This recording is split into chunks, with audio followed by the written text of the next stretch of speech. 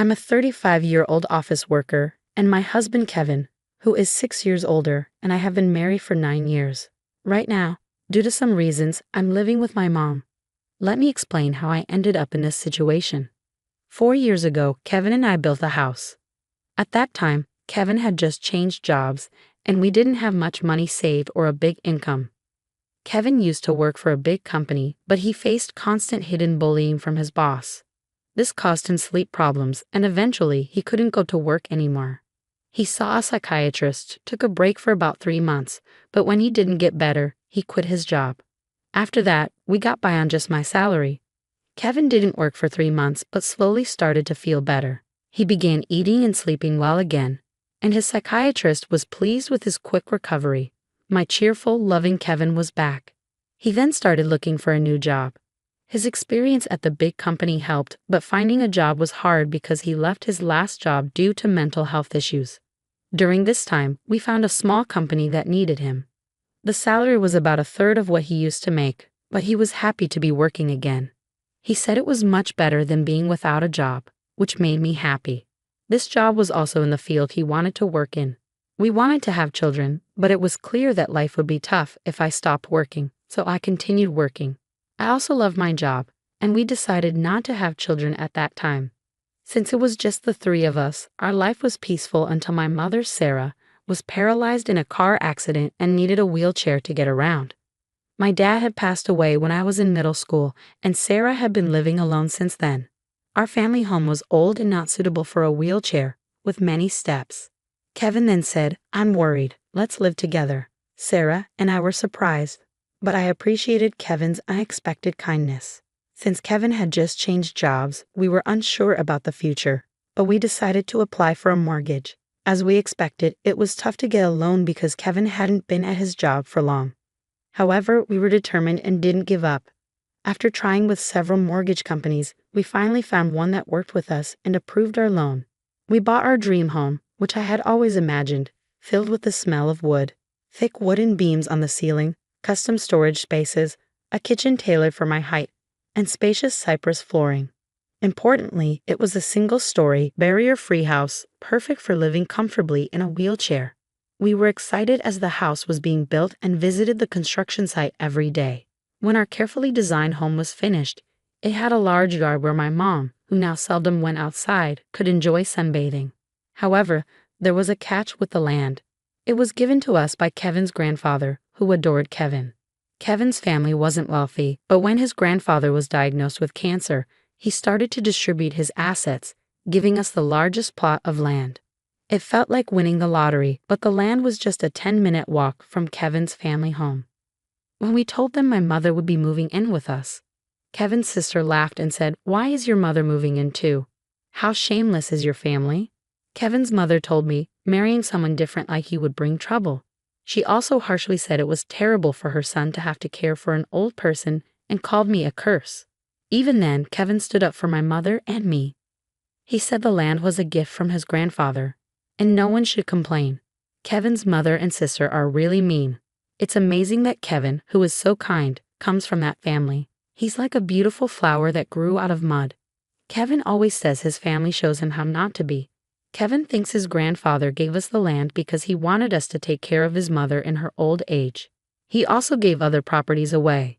Kevin's sister got a parking lot that's a 10-minute walk from their home. It's smaller than our land but makes good money from parking fees. Honestly, I would have preferred that, but a gift is still a gift, and we are thankful. Thanks to my grandfather-in-law, we could build our house without paying for the land and used it to help get a loan. When the house was finished, we invited Kevin's mother and sister's family over. The builders told us they had visited the house several times without asking us. They showed up late without apologizing and said, "This is kind of like Grandpa's house, so it's like our house too." Kevin's sister came in with muddy shoes and said the house smelled nice and didn't need air fresheners. She and her husband walked around with muddy shoes, ignoring the slippers we offered. When I suggested they use slippers, she laughed and said it was too much trouble and we could just clean the floor. The visit was uncomfortable from the start, and they didn't bring anything with them. When they saw my mother's room, which is spacious and sunny, Kevin's mother said she would like that room. My mother's room is like a duplex with its own kitchen, almost a second living space. I want to live here, said my mother-in-law during the third point of her conversation. She then told my mother, you were lucky to have that accident, weren't you? Thanks to being paralyzed, you moved from that old shack to this nice house. Isn't that a lucky turn of events?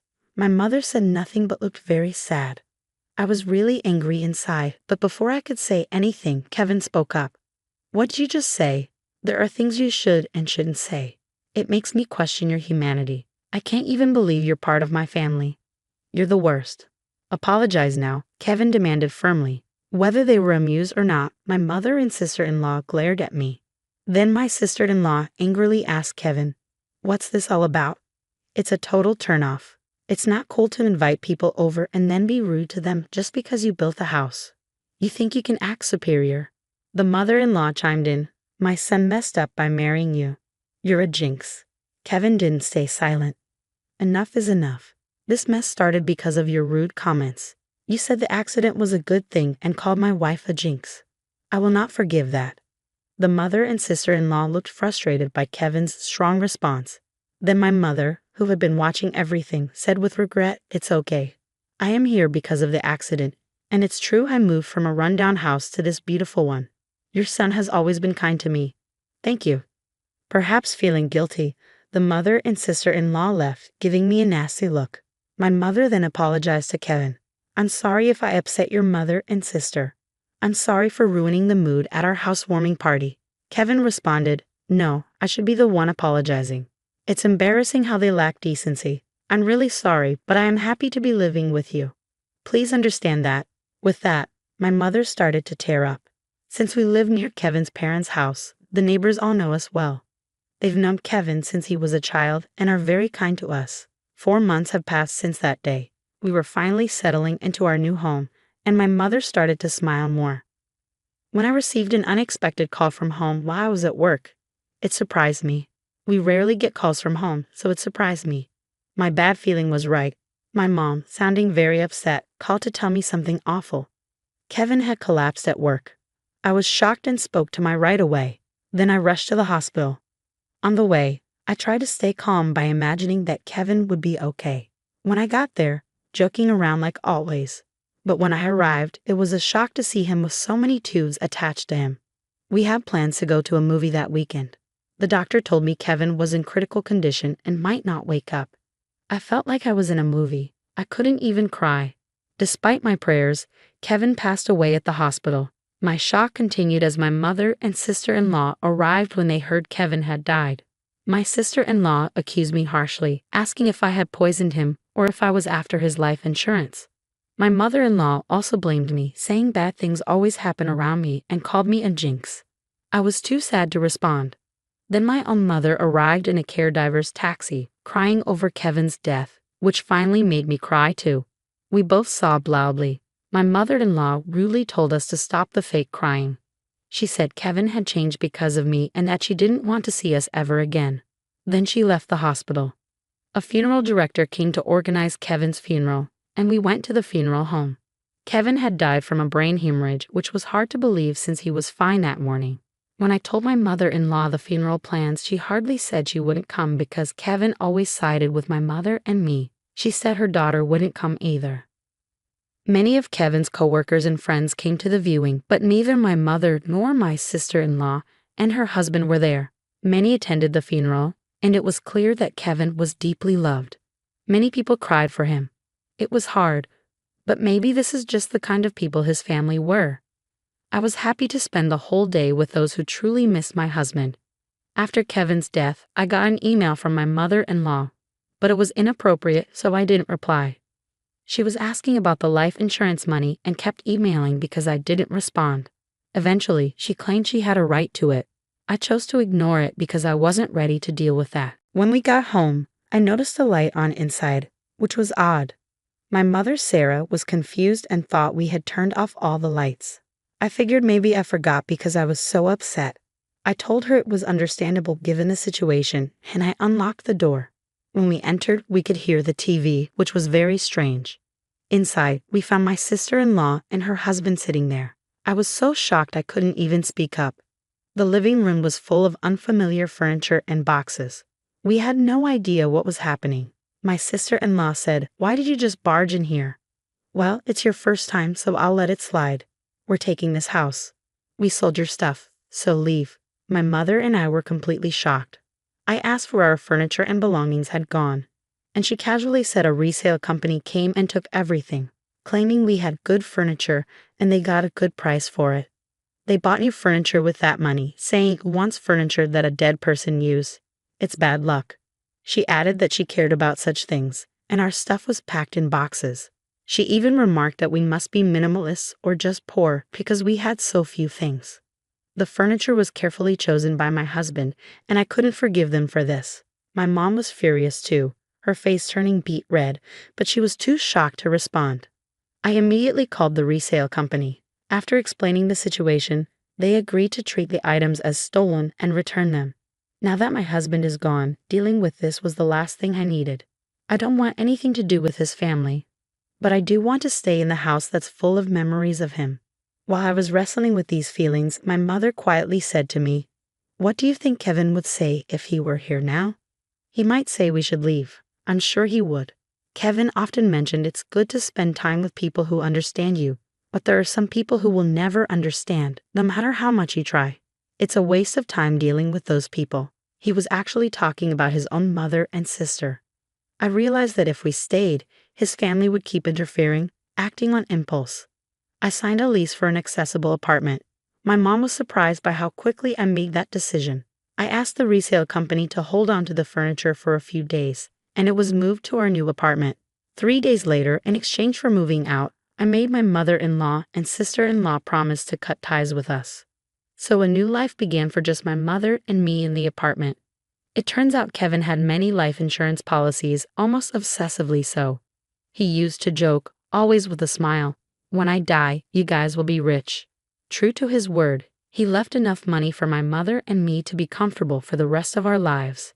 Since he couldn't secure a mortgage when we bought the house, I, being employed at a major corporation, bought the house in my name. I made sure that even if something happened to Kevin first, I wasn't going to keep paying a mortgage for a house I wouldn't live in. According to our agreement, the house would be auctioned off if the mortgage wasn't paid for 4 months.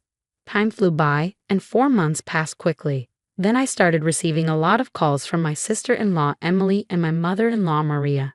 My call history was filled with their names, and it was getting scary, like something out of a horror movie. They were incredibly persistent, so I finally answered the phone. They were furious because the house was being sold. Apparently, when they tried to return to the house, they found out they couldn't get in because of a seizure notice. Emily and her husband had moved out of their apartment since Kevin passed away, and Emily had also quit her job. I suggested they move back into their parents' house since they were panicking about suddenly being homeless. Surprisingly, Maria had gotten so caught up in gambling that she couldn't keep up and had sold her own house. It turns out they had been living together for the past 5 months. I also heard that they sold their main source of income, a parking lot in front of the train station, a long time ago. Now Maria and Emily's family are completely homeless. When Maria said, "I'm sorry for everything. Let's get along. Can you lend me some money, please?" I replied, "I think it's best if you stay away since I'm a jinx. We're strangers now that we've severed ties." Maria was quiet after mumbling weakly. In my mind, I was thinking, who's the real bad luck charm here? Then when I said I wouldn't lend them a single cent, Emily, who had been listening next to Maria, shouted, "You devil. Bring us the money right now. I am a devil and bad luck, so I'm going to hang up now." I replied and ended the call. In reality, I involved a lawyer for the past 5 months to push for the auction of the house.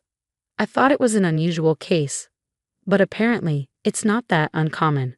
The house was sold without any major issues, giving our family a moment of peace. We plan to find a new home with the money Kevin left us. Since it's just my mother and me, we don't need a big house. We'd rather prioritize security as 2 women living together. So I chose a condominium with minimal noise disturbance. I remember something my husband always said when we built our home. People can get energy from the sun, so let's create a place where the mother-in-law can enjoy her hobby of reading in the garden without feeling self-conscious. With those words, he had made a spacious courtyard for her. It's heartening to hear that you found a condominium with a spacious balcony where your mother-in-law can enjoy her coffee and reading. While the new place may be smaller than your previous home, it's comforting to know that you're able to keep some of the furniture your husband likely chose. The sale of the house, which was on the expansive land gifted by Kevin's grandfather, fetched more than expected, providing a solid financial foundation for your family's future. The decision to invest in a luxurious condominium with top-notch security features is a testament to your late husband's cautious nature, and it undoubtedly brings you a sense of peace in the wake of the tumultuous events involving your in-laws. Since Kevin's passing, life has taken a dramatic turn, and navigating the fallout from his family's actions has been emotionally draining. Following the auction of the house, Maria and Emily found themselves without a place to live and ended up in public housing. Despite their efforts to secure financial assistance, they've resorted to disruptive behaviors, such as hosting barbecues on their small balcony, which have left the community incredulous. These actions, coupled with frequent loud arguments, highlight their disregard for others' comfort and the challenges they face in adjusting to their new circumstances. With Emily's husband having left, she and Maria are now facing these challenges on their own. It's a difficult situation, but it's clear that you've made the right choice in prioritizing your own peace and security as you move forward with your mother in your new home. Your reflections are deeply poignant and resonate with a sense of closure and determination to move forward. The stark contrast between the peaceful sanctuary you've created with your mother and the turmoil your former family is experiencing serves as a powerful reminder of the consequences of one's actions. It's evident that you found solace in creating a tranquil haven where you and your mother can feel safe and secure, free from drama and disruptions. Despite the challenges you faced, you remain committed to honoring Kevin's memory by living a life filled with positivity and peace. Your decision to focus on living authentically and compassionately reflects a deep understanding of what truly matters in life. As you navigate this new chapter, guided by Kevin's spirit of kindness and resilience, you're determined to live in a way that would make him proud. Your journey of resilience, growth, and honoring Kevin's legacy serves as an inspiration to cherish the moments of silence, savor the memories, and embrace the beauty of living well. As you continue on this path, may you find comfort and strength in the love and laughter you shared with Kevin, and may your chosen sanctuary continue to be a source of peace and joy in your life.